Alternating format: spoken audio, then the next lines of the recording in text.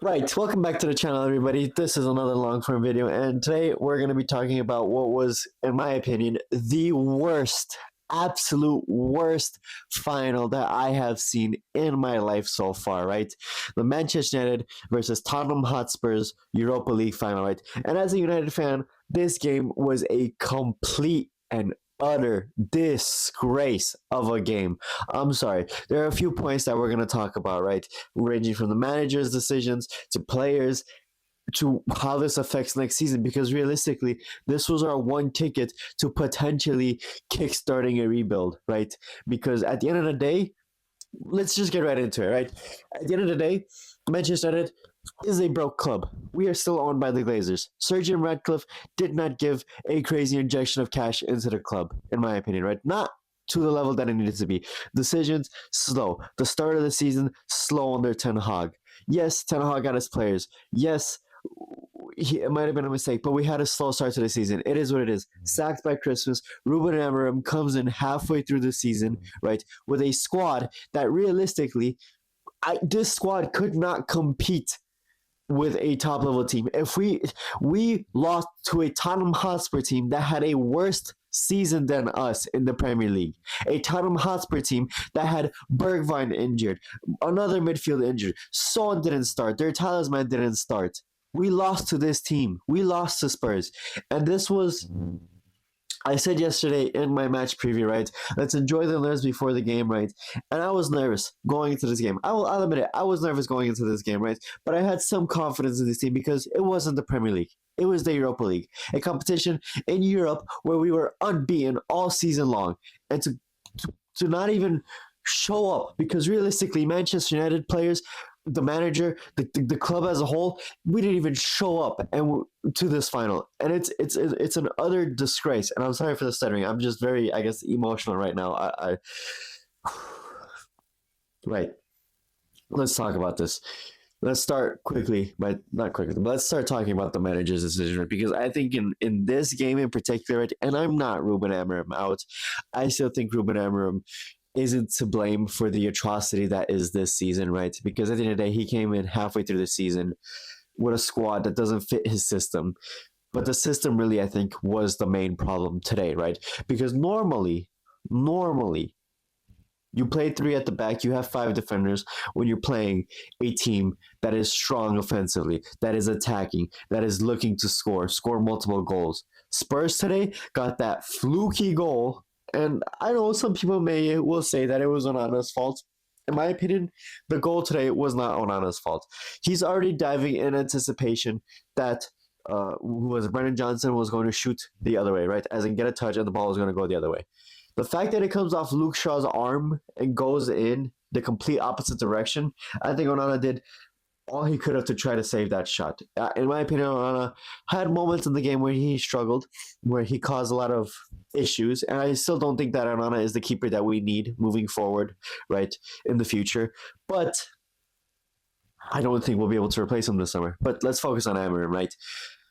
I think it showed that Amorim is still a little bit naive as to realistically what this squad is, who we have in this squad.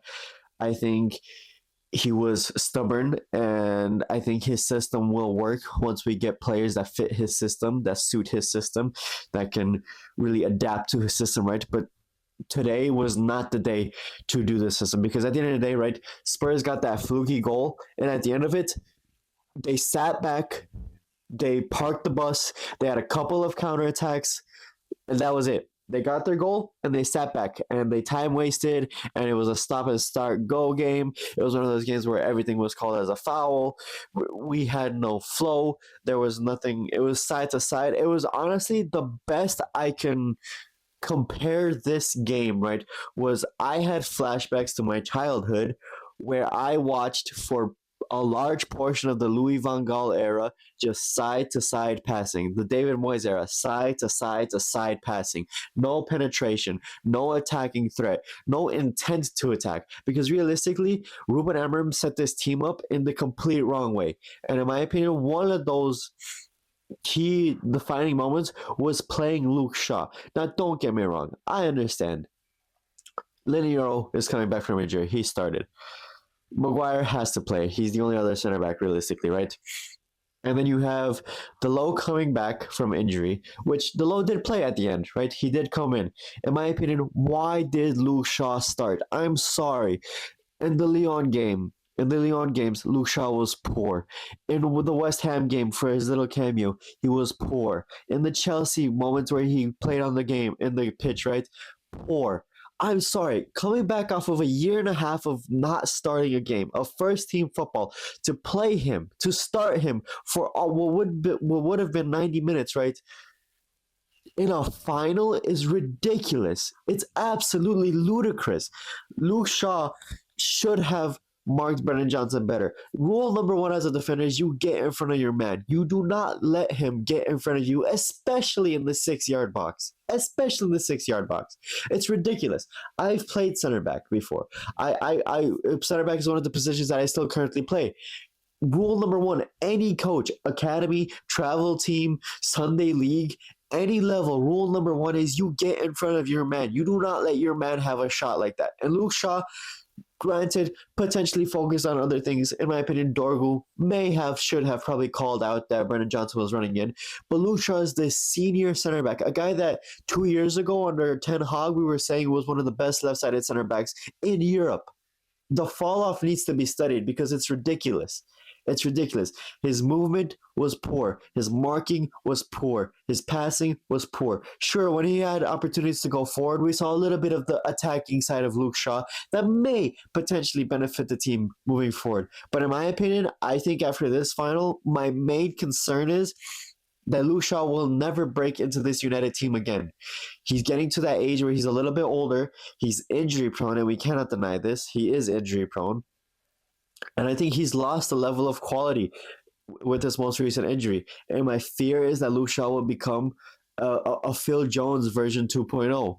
And I think we need to ship on Luke Shaw. Luke Shaw needs to leave the club, in my opinion. If we could get any value from him, because this is one thing that we're going to talk about.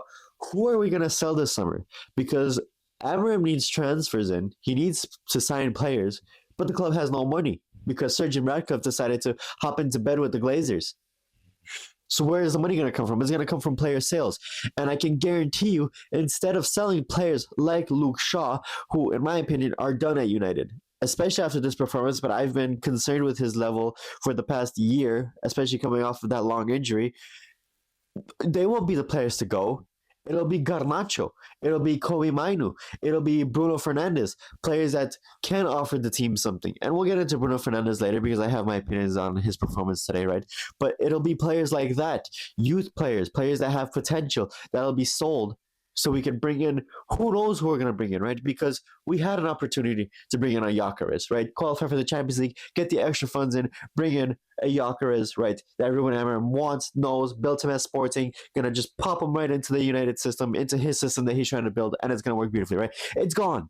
It's not going to happen unless somehow the Glazers and Sir Jim Ratcliffe look under the pillow and there's 100 million euros or pounds just sitting there. They're like, oh, we could actually use the money now, which maybe we'll get that. As you guys know, in the past, we've seen summers where Manchester United hasn't been in Europe, hasn't been in the Champions League, and the Glazers go out and spend some stupid amount of money on realistically not the players that we need, right?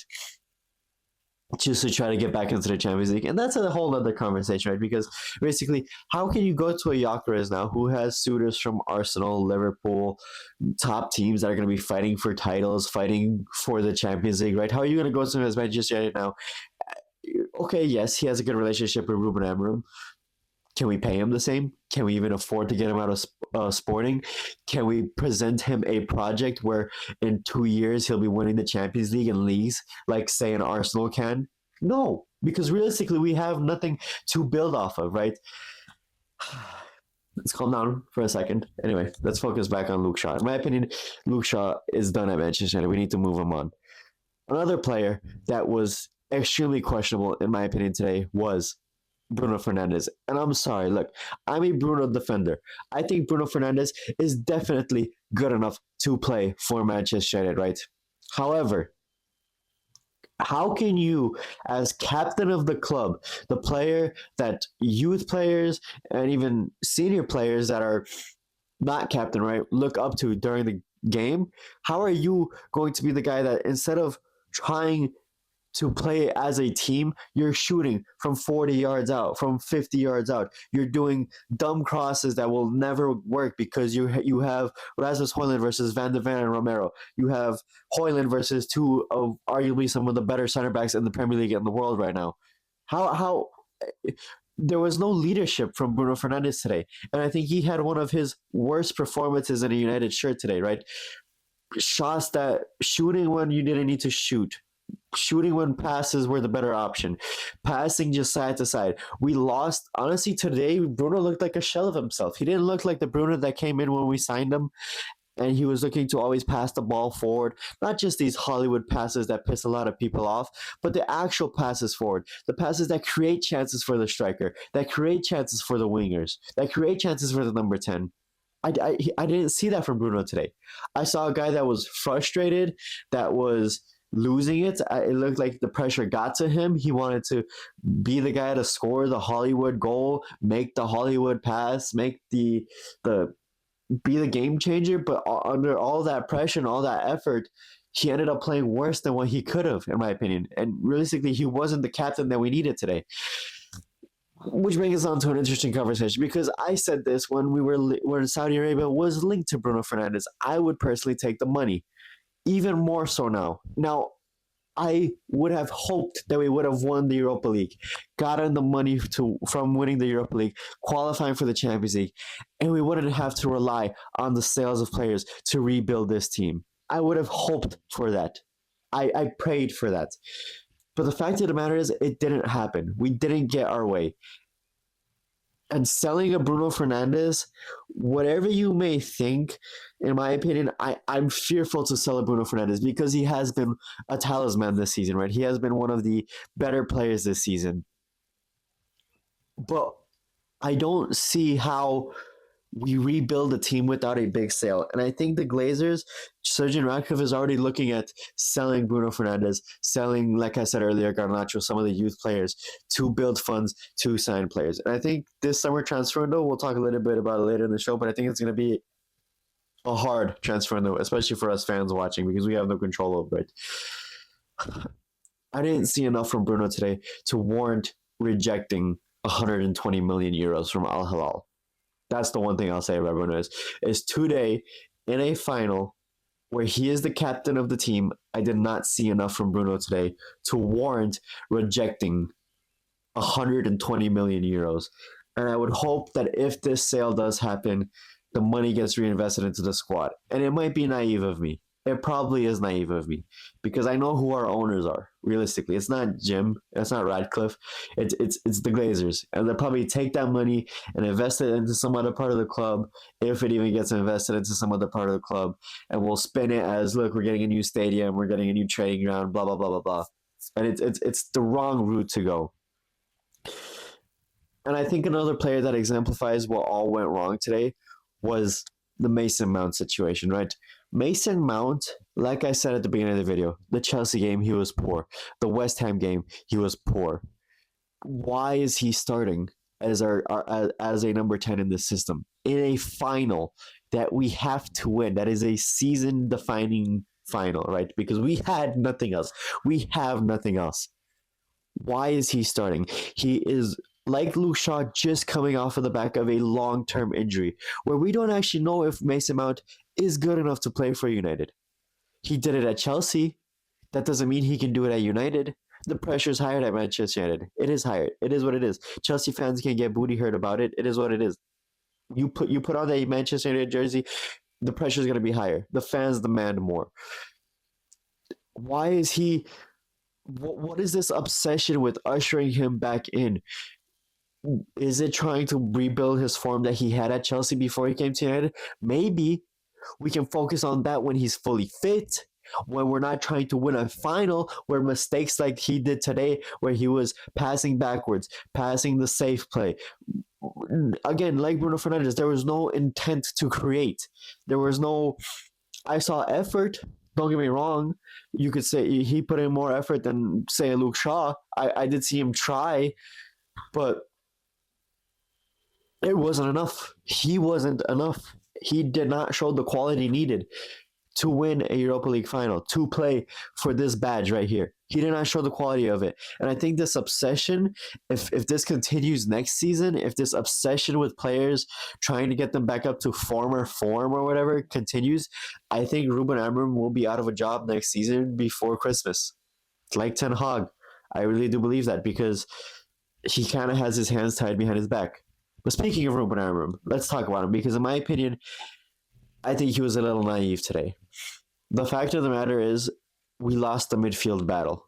Even with Spurs having some of their best midfielders out, like James Madison, like Bergwijn, out, we still lost that midfield battle. I think Ugarte should have started. In my opinion, I don't understand the hate for Ugarte. I don't understand the. Sure, he might not be the best passer, but in the Europa League, he's been one of our stellar players in the Europa League. I mean, are we forgetting the Lyon game where he was the one that got the assist to Casemiro? Right? At the end of the day, Ugarte would have given us more energy. Bissouma, right? The Spurs' other midfielder, right? They're going to be physical. Udogie, I think it is. They were going to be physical. They were going to play hard. They were going to tackle. They were going to fly into challenges. They were going to press quickly, right? And I think Casemiro would have played much better today if he would have had an energetic Ugarte next to him rather than Bruno Fernandes. And in my opinion, my personal opinion is we should have started with Ugarte and Casemiro in the mid, Bruno Fernandes as a number 10, and keep Diallo as a number 10. Or, alternatively, call me crazy, but on the basis of today's performance, I rather would have started Garnacho and Diallo as number 10s with Ugarte and Casemiro behind them. Call me crazy. Down in the comments below, let me know if you agree. I highly doubt a lot of people will agree with that, but realistically, I don't see how Bruno justified starting him over anybody else today, right? On the basis of this performance. I think Ruben Amorim knows that his back is up against the wall now. He has no European football. This season, in my opinion, is not all on him, right? At the end of the day, he did lose 14 games so far in the Premier League. We still have one more game in the Premier League, which, I mean, we'll preview it, we'll watch it, we'll react to it as a community. But at the end of the day, the season's over for United. A pile of steaming turd is what the season is. And we couldn't even put at least a bow on it. And it sucks.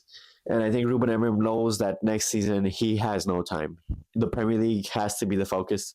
Getting into the top half of the Premier League, potentially top 6, top 4. I think is out of the question until we see who we buy during the summer. I think he knows that his time is very limited. If we start next season poorly, I think Ruben Amorim is gone by Christmas. I don't think the fans will have the patience with Ruben Amorim, and I don't think the club will have the patience with Ruben Amorim. And really, the question is, after that is what's next? Who's next, right? Xavi, he's gonna need 500 million euros to build a team that suits him. Not Nagelsmann, he's gonna need money. My fear is that if we sack Ruben Amorim, we're heading towards a Gareth Southgate scenario, doomsday scenario, and I'm sure bring in Gareth Southgate. We'll probably win a couple of games. We'll qualify maybe for Europe if we bring in a Gareth Southgate. But I guarantee you it'll be park the bus, it'll be boot the ball long, it'll be side-to-side passes that the fans will hate, people will hate. It's not even guaranteed to work at the end of the day because who knows who we can buy, right? I hope that the club will buy the best that they can this summer transfer window. It's an interesting conversation, right? Because now the club is really in a position of what do they do next, right? Because say you give Ruben Amorim this summer, which I am 100% certain they will give Ruben Amorim this summer. We bring in a bunch of Ruben Amorim players, the best that he can buy, right? Realistically now that we're out of Europe completely and broke.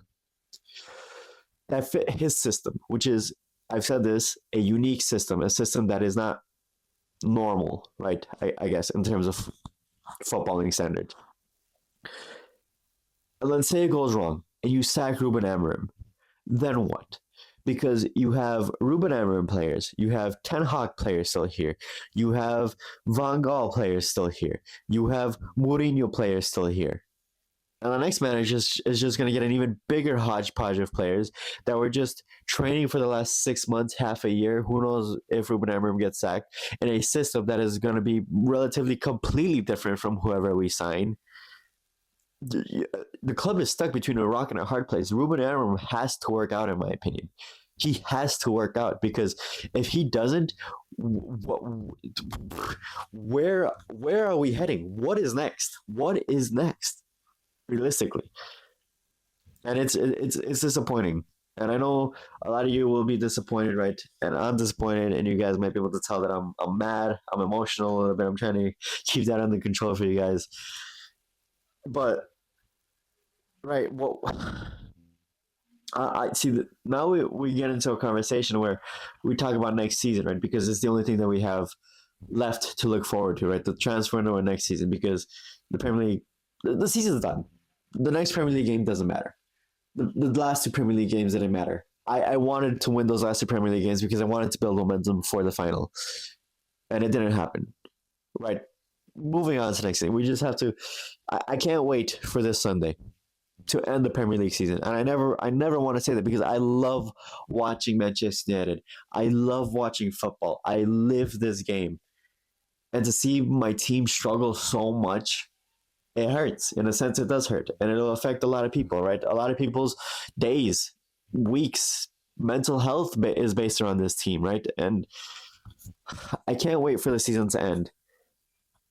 But I'm genuinely nervous as to what the summer transfer window is going to look like, because I can sit here and tell you guys and report and react to the news of signing players, and I guarantee you, watch, it won't even be 24 hours from this loss that will probably announce Mateus Cunha as a signing for Manchester United. I think we'll get this news before tomorrow lunchtime.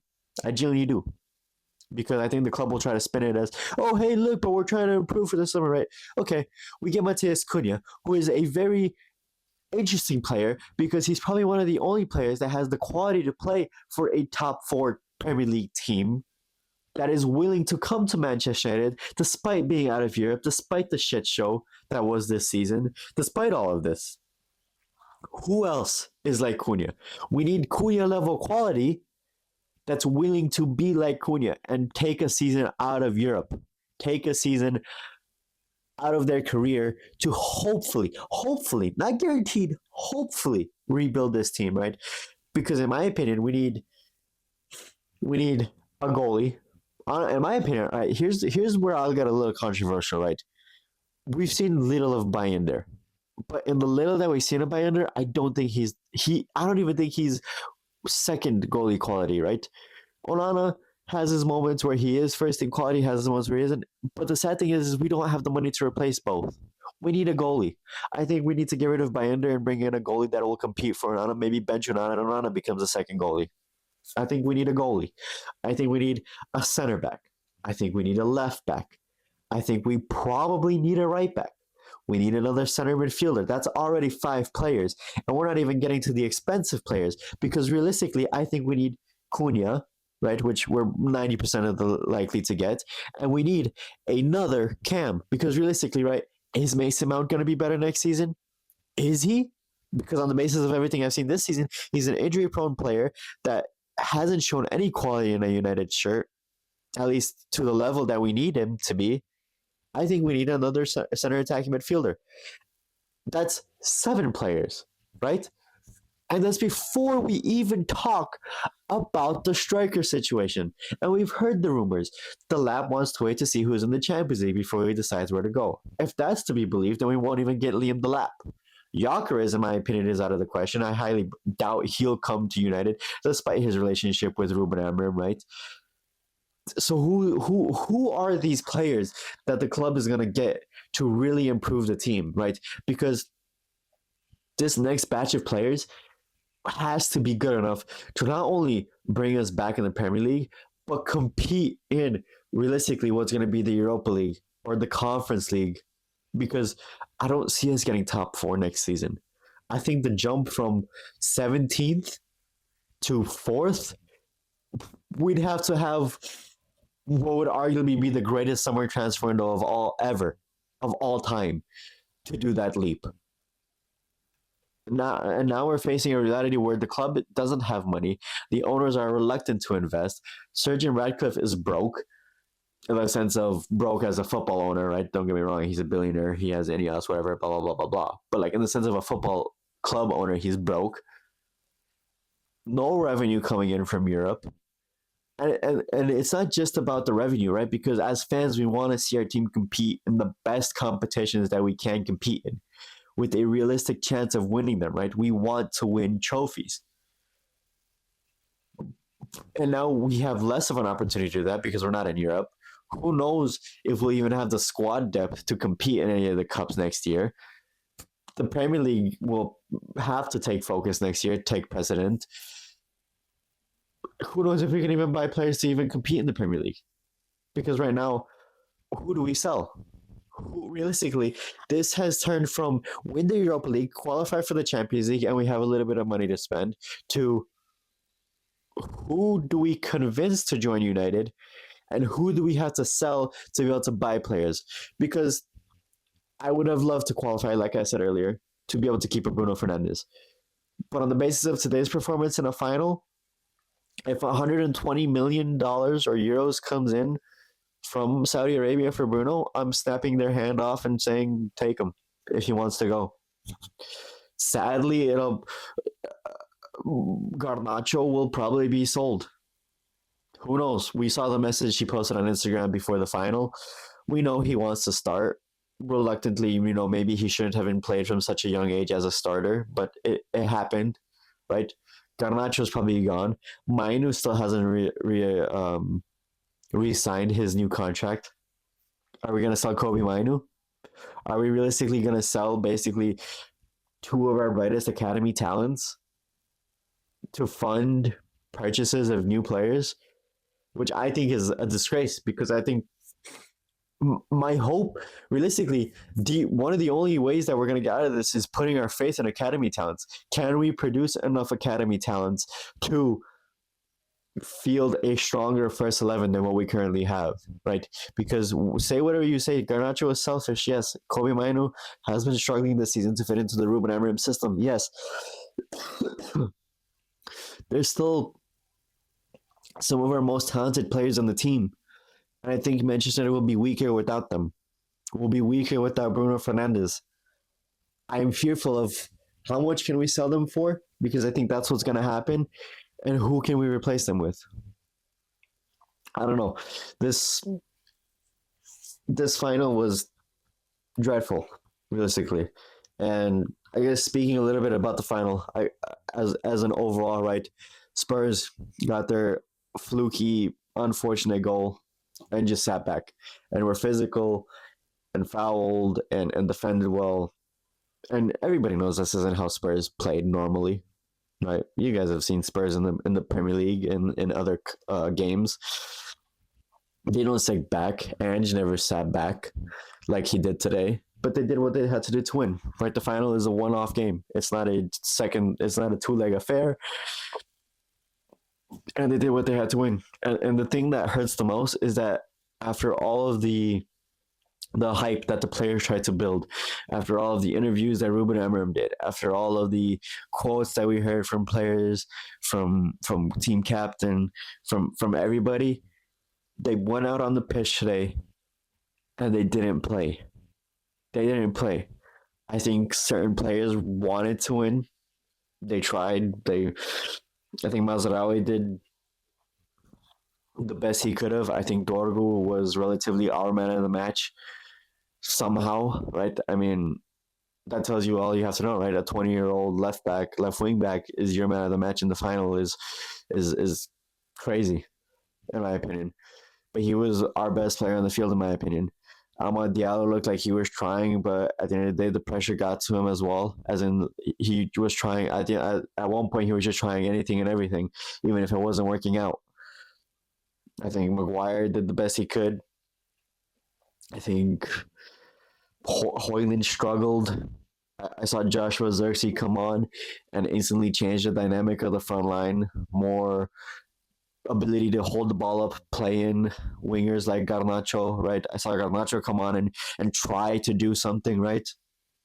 Which we really missed. And I think we needed more attackers on the field. Overall, I do think we needed more attackers on the field. At the end of the day, our main problem today was that we didn't score in a final. Of players go into a final knowing that if they don't score, they won't win. There is no next week. There is no second leg. It's win or lose. There's no safety net of a second leg. And we went into this final without even sniffing their net. We had that one Luke Shaw header cleared off the line, but that was about it. That was it. And honestly, I sound like a bitter Manchester United fan, and maybe I am, but Spurs deserve to win on the basis of today's performance. Spurs, despite playing a brand of football that was disgusting, in my opinion, um, playing completely differently than they normally play, they deserve to win because we showed up and did nothing for 90 minutes. It was like we just went out there just to exist, but not to actually play. That's the sad part, and that's what I'm fearful for next season. Because if we did that with the players that we currently have, some of them are probably gonna go to fund new incomings. Are the incomings realistically? Are we gonna be able to buy a player better than Bruno Fernandes? Are we gonna be able to buy a player better than Hoyland or Xerxes at striker? Are we gonna be able to buy a center back? Period. Right? We just need another center back because I think Luke Shaw needs to be out of this team. And we don't know if Martinez can stay fit for a whole season when he does come back from injury. Can we even buy a center back? Can Below and Diallo play that right wing back position, right? Or can we buy anybody that, like, right now, if I tell you this player, they go straight into a Manchester United team? Can we buy anybody, right? With the knowledge that we're broke and no European football. Can we buy players that are better that will go into that team? Let me know down in the comments below if you guys know players, right? Uh, off the top of my head, I think Kardaseki as a goalie from Atalanta would be better than both the keepers we have now. I know we were linked to the Roma goalie. I know we're linked to Ederson. I don't know where does he fit into the team if we keep Ugarte and Casemiro. I don't think Casemiro will want to leave. He's not a cam. Cunha comes in. I'm not saying he's better than Bruno, but he might fit the system better than what Bruno is currently doing. Name me a striker because realistically, I don't think the lap is better than Hoyland or Xerxes right now. I'm sorry, I don't. I think Liam Delap, 10 goals but relegated with Ipswich, right?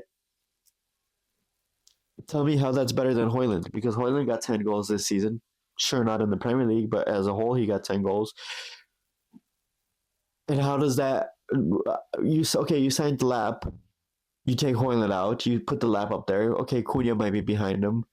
But if we're just going to be surrounded by players that are selfish or try to shoot from dumb angles or dumb distances or don't want to pass, the lap, he needs service, right? The striker will need service. I don't look at Liam Delap and think, oh, he's going to drop down, pick up the ball, run past two, and put it in the top corner, right? I don't think he's that kind of striker. Like you have strikers like saying Mbappe that yes, he is a penalty box striker. I mean, he could sit in the penalty box, get the ball, and score, right? But he's also the type of striker that can come down, pick up the ball, dribble, and create his own chances. Which at United, I think that's the kind of striker that we need because I don't know if the rest of the team can provide the striker with chances. Right? We need a striker that can somehow manufacture their own opportunities. I think a Gyökeres could do it. I've seen clips of him. I've seen some matches of him, right, where he's gotten the ball, picked it up, dribbled, shot, scored, worked his way into the penalty box, scored. I think we need that kind of striker. So let me know down in the comments below how you guys are feeling.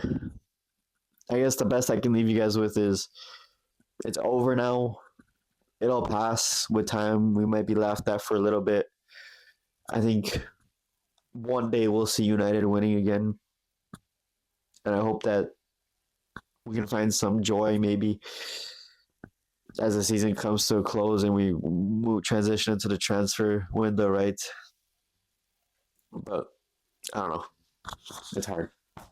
I shall see you guys for the next video. Regular videos coming over the summer. Might do some transfer reactions. We'll see. Stay tuned. Subscribe if you guys enjoyed.